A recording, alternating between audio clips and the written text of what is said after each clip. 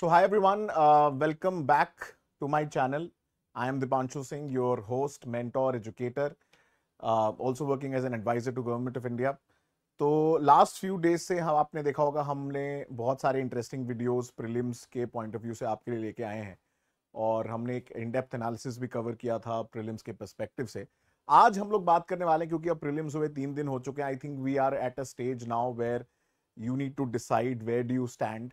और ये प्रीलिम्स का पेपर पहले जब लोग अटेम्प्ट कर रहे थे तो कुछ और फीलिंग थी, लेकिन सडनली सारे जज्बात बदल गए, हालात बदल गए, इमोशंस बदल गए जब उसको आंसर की से चेक करना चालू किया। तो आज इसी के बारे में लोग बात करेंगे कि क्या से क्या हो गया and finally what's next after prelims. क्या करना है, मेंस की प्रिपरेशन करनी है तो कैसे करनी है, where do you stand, optional है, जीएस है, एथिक्स है, एसए है, वो करना है। और प्लस क्या कट ऑफ जा रहा है। अभी तक मैंने बहुत सारे स्टूडेंट से बात करी, हमने एक सर्वे भी किया जिसका डेटा हमारे पास आया है। तो एंड तक इस वीडियो के बने रहिएगा जहां पे मैं डिस्कस करूंगा कि what looks like the expected cut off. और ये मेजरली मैच कर रहा है फ्रॉम सम प्रोमिनेंट इंस्टीट्यूट्स अगर हम बात करें, और एक्सपर्ट्स की अगर हम बात करें। देखिए जनरली मैं इंस्टीट्यूट्स की बातों पे रिलाई नहीं करता हूं क्योंकि उनकी आंसर कीज काफी वेरी करती हैं। तो हमने काफी डेप्थ में आंसर कीज को चेक किया है, इवेल्युएट किया है, एक्सपर्ट से डिस्कस किया है, उसके बाद ये वीडियो मैं आज आपके लिए बना रहा हूं।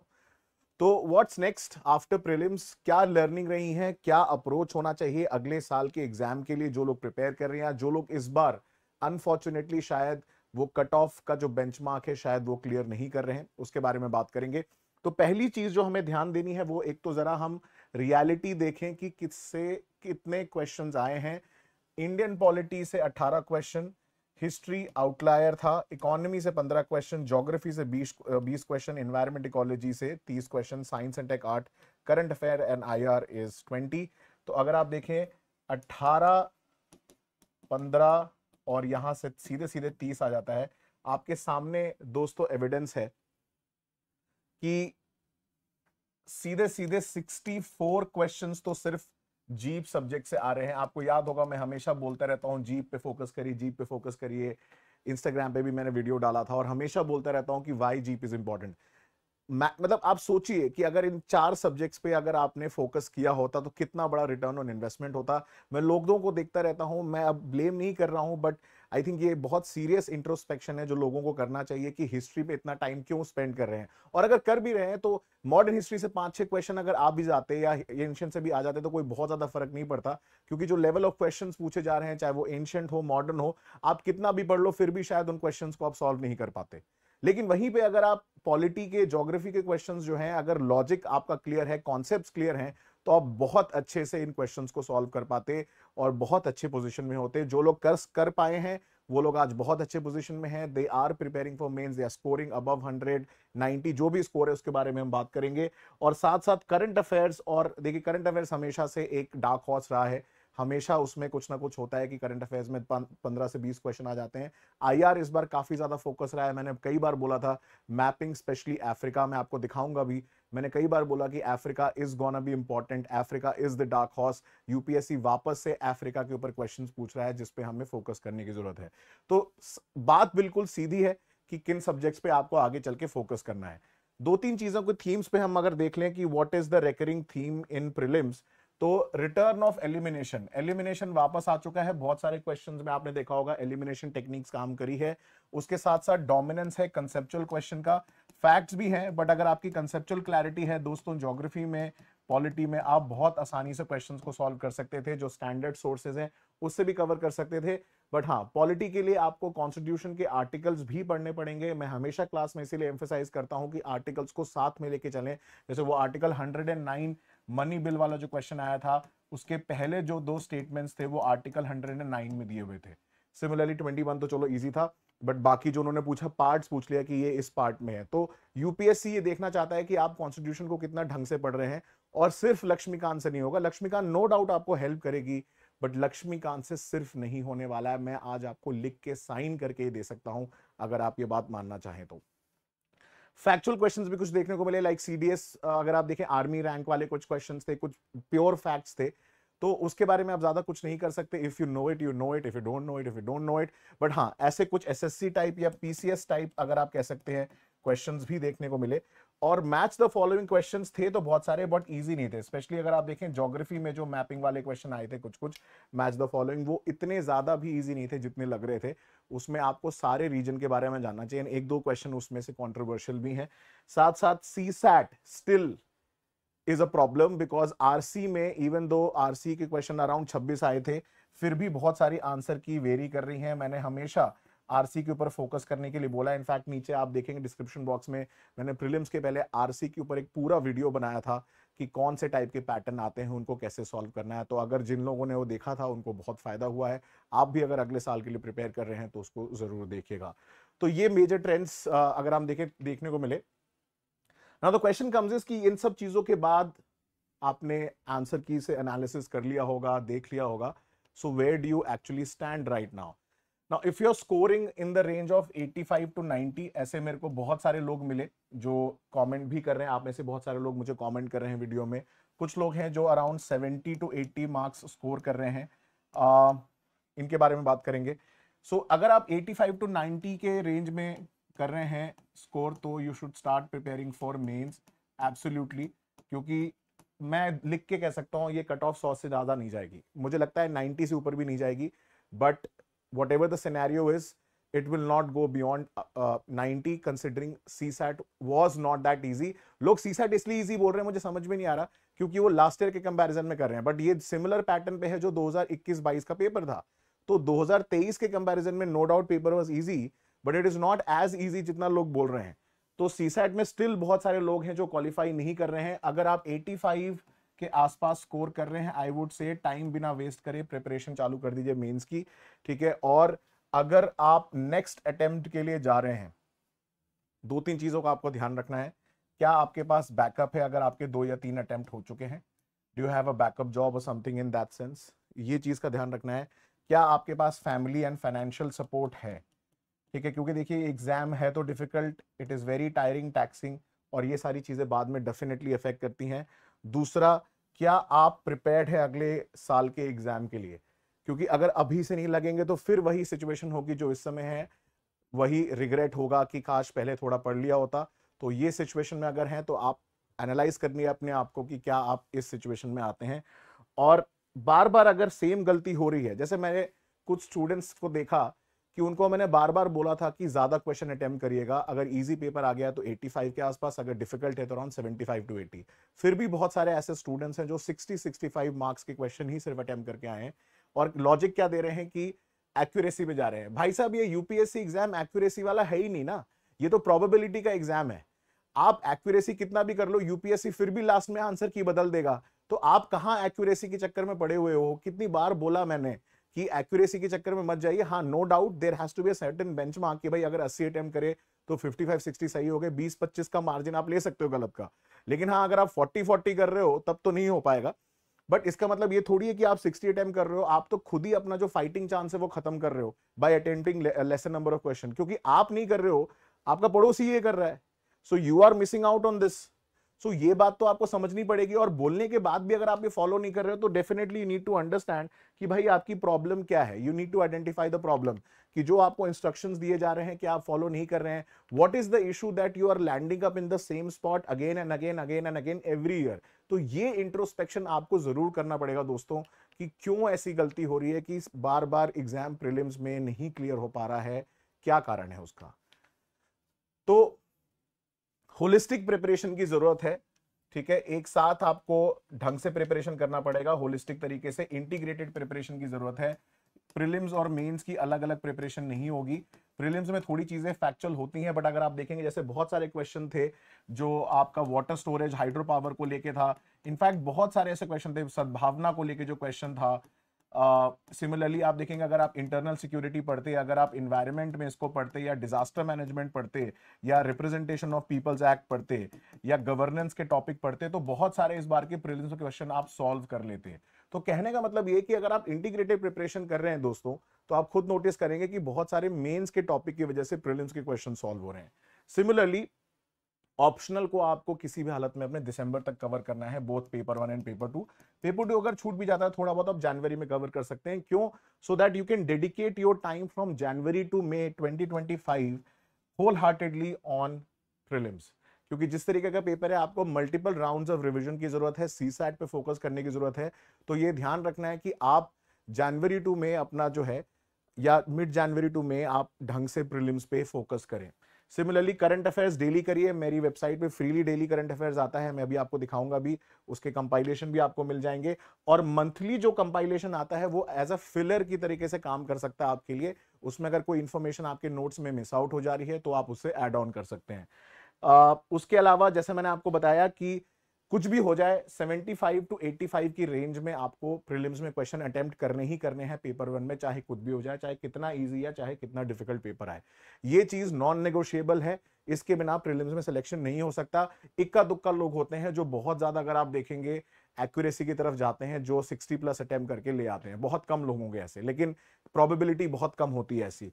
उसके अलावा सीसैट पे जैसे मैंने आपको बोला, आरसी हमेशा इंपॉर्टेंट रहेगा, इस पे आपको ध्यान देने की जरूरत है। मैंने एक 15 मिनट का वीडियो बनाया हुआ है, ठीक है, आधे घंटे में पूरा आपका ढंग से आरसी कवर हो जाएगा, उसको ढंग से देख लीजिए, प्रैक्टिस कर लीजिए, trust me it will help you a lot.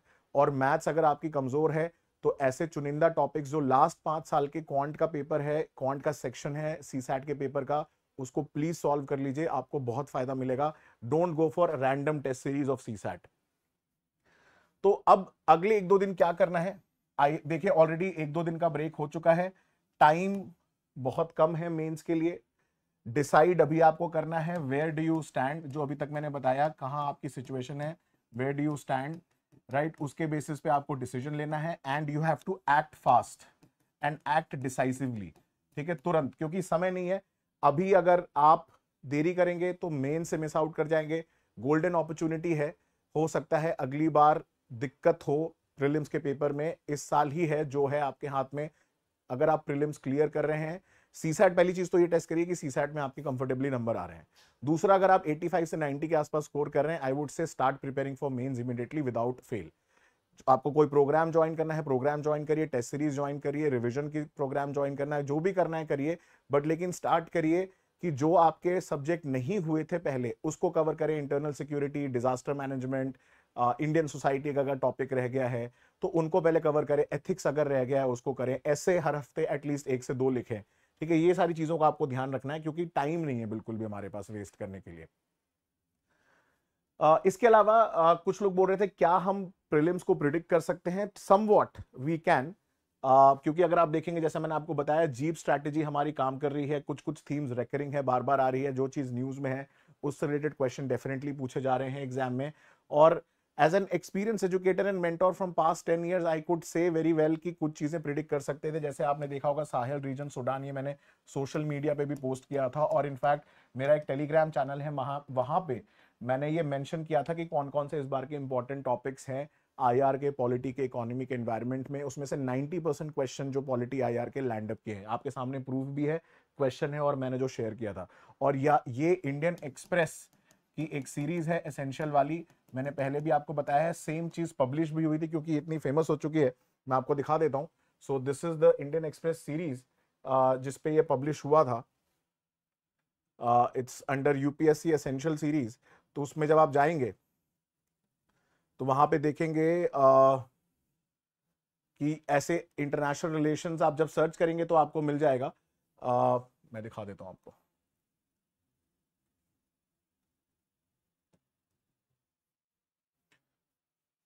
सो ये पूरी की पूरी रिवीजन चेकलिस्ट सीरीज है यूपीएससी एसेंशियल की, आर्ट एंड कल्चर, आईआर की, पॉलिटी की, जो पब्लिश हुई थी। तो कहने का मतलब ये है कि कुछ चीजें जो है प्रिडिक्ट की जा सकती हैं bye expert mentors, but obviously जब आप खुद पढ़ाई करते हैं आपको भी समझ में आता है कि कौन से टॉपिक इंपॉर्टेंट है।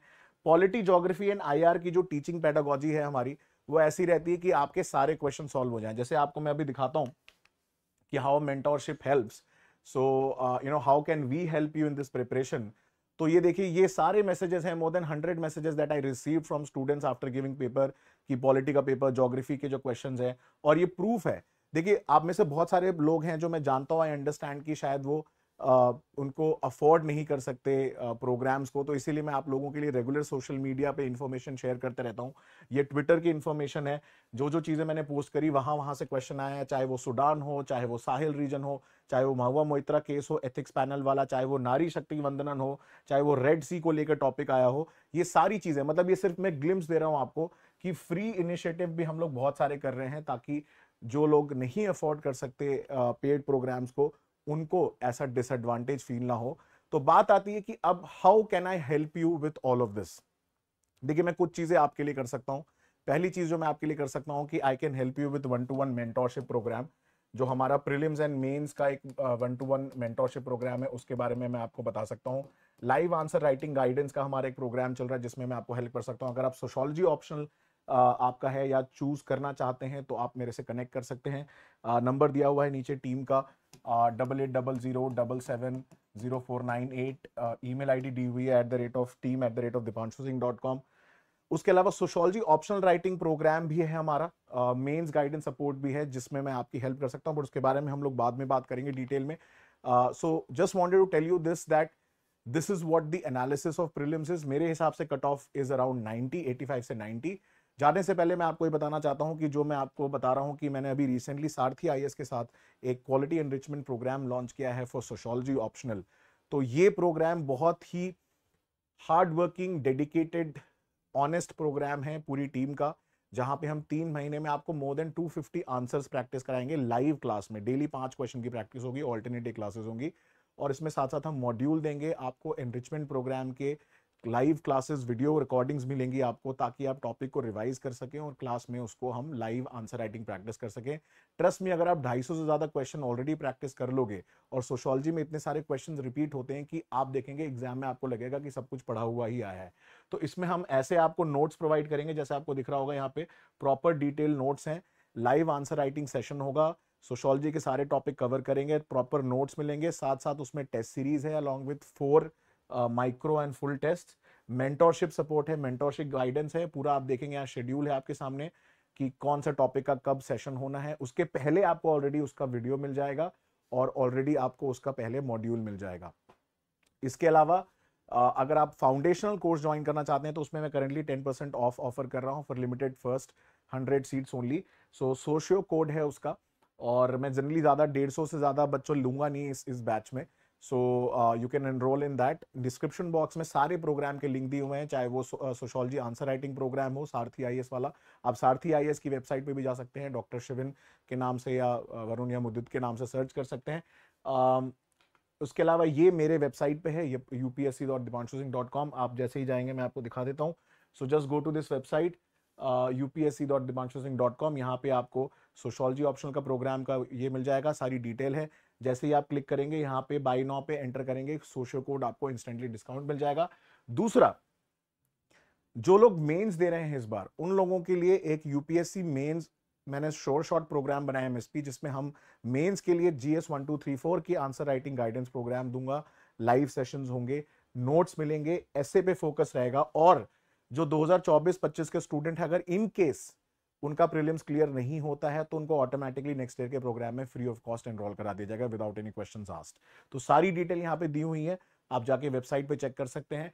इसके अलावा और भी अगर आपको कोई प्रीलिम्स ओरिएंटेड प्रोग्राम ज्वाइन करने हैं, वो भी आप ज्वाइन कर सकते हैं। अगर आपको पॉलिटी, ज्योग्राफी, और बहुत ही नॉमिनल रेट है दोस्तों, आप चाहे ऑनलाइन या ऑफलाइन कहीं भी कंपेयर कर लीजिए। वैल्यू में हम लोग बिलीव करते हैं, सिलेक्शन में हम लोग बिलीव करते हैं।